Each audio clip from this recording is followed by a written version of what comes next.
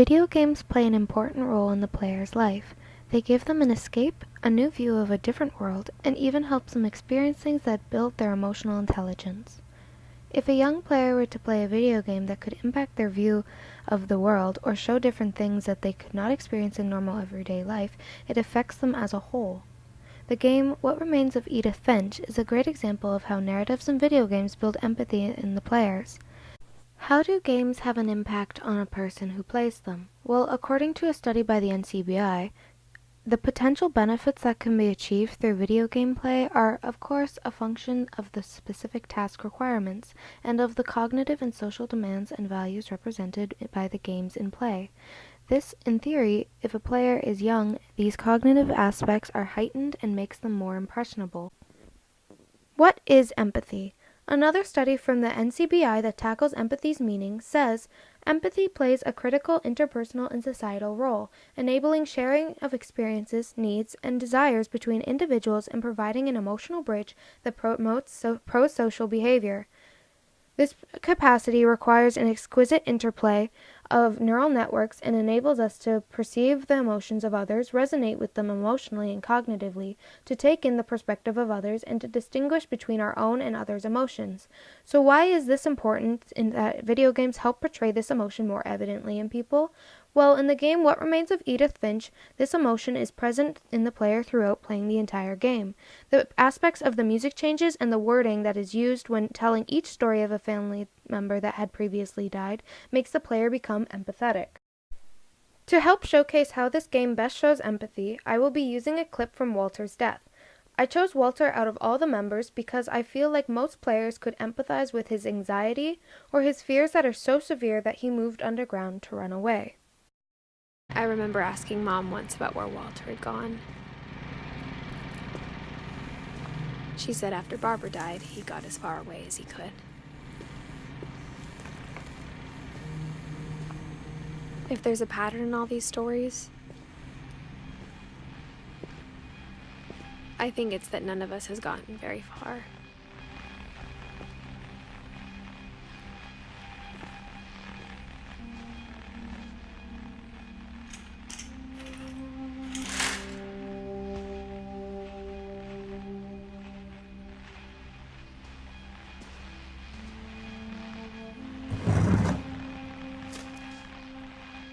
Goodbye, everyone.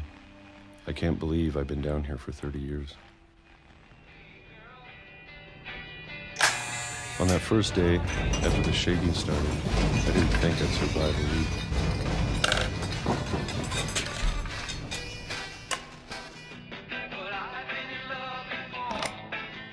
But after a few days, I settled into a routine. That's what kept me sane. Having a schedule, living for today. I always expected to be dead tomorrow. But if you wait long enough, you get used to anything.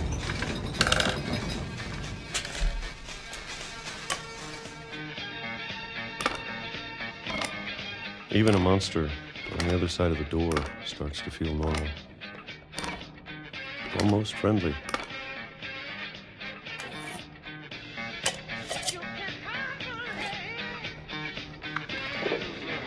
And then one day, everything just stopped. Whatever that thing was, it was gone. Maybe it got tired of waiting.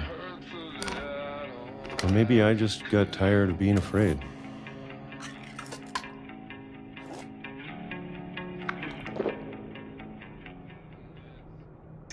It's been a week now. The longest in 30 years. I'm done waiting. I have to leave while I still can.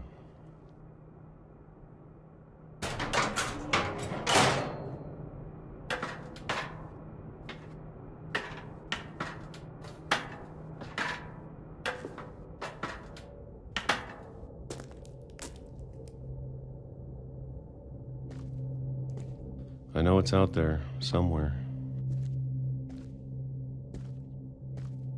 Whatever killed Barbara and Molly and Calvin. Maybe this is all a mistake.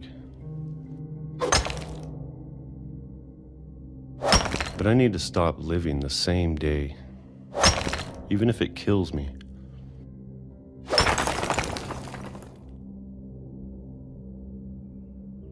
Whatever's out there, I want you to know I'm ready for it. I'm going to appreciate all of it, especially the food. I don't mind if I only have a year left, or a month, or a single week. I'd be happy with one more day. I can already imagine the sun on my face. For example, looking at Walter's story, not only the word choices he had used to describe his situation living underground for 30 years, but the animations that were used, like the words appearing and being used as dramatics in the swinging of the hammer, to symbolize him breaking free. These dramatics and word choice helped the player feel more empathy for Walter, who had been so traumatized to the point of being forced into hiding underground. I think we've been surrounded by death for so long, we've just gotten used to it.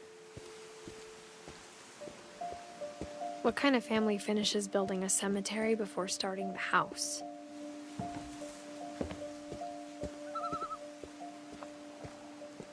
It's embarrassing for me to admit this, but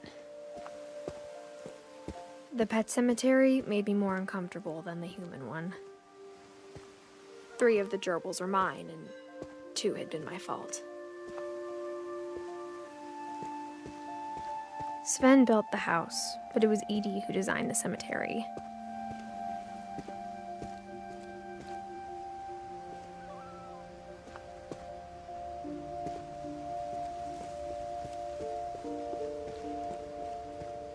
I'm sure Odin's monument had been Edie's idea. My mom was always trying to move on, but for Edie, the past never went away.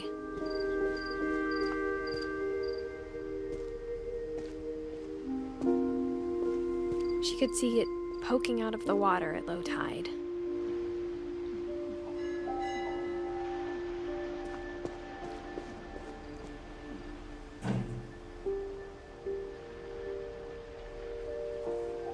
Edie said she dreamed about the old house every night.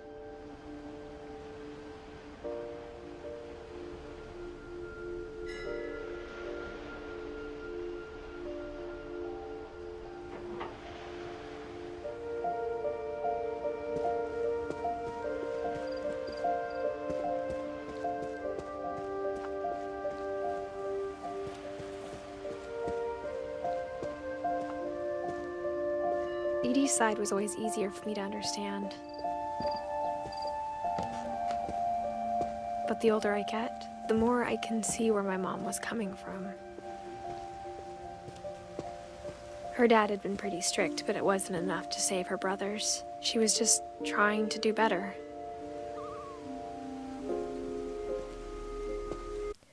When Edith goes through the cemetery, she says some things that is relevant in most people's lives. The fact that Edie never wanted to forget the past, but Dawn, Edith's mom, wanted to run from it. There are many people that fall under each category of running from and preserving the past. In conclusion, the game What Remains of Edith Finch is a good game example of video games that can emit empathy from its players for either the characters themselves or the game's plot. The sad thing about Edith Finch is that there isn't really a happy ending, just an ending that you can hope to be happy. This game truly shows a different perspective of what death is and how people cope with it.